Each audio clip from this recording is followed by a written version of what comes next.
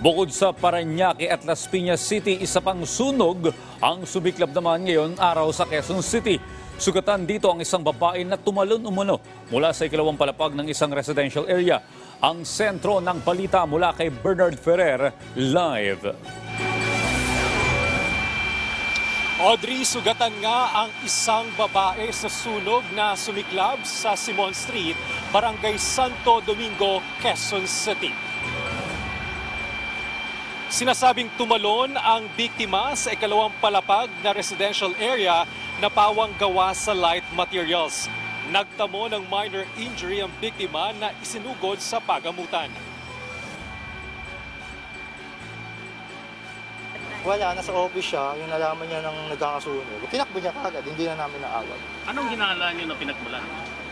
Sa kuryente po, Dahil may pumutok daw po eh.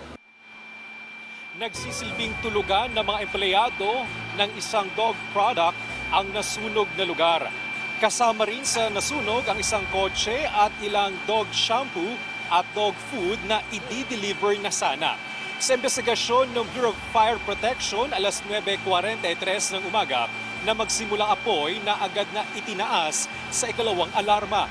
Pasado alas 10:55 ng umaga naman ang ideklara itong fire under control. And then number of houses na nadamay is 3. May isang vehicle na nadamay, sedan. May 3 pamilya rin na naapektuhan ng sunog at inaalam ang kanilang lagay.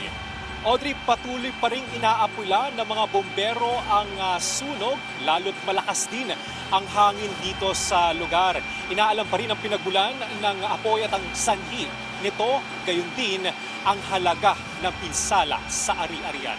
Audrey? Maraming salamat, Bernard Ferrer.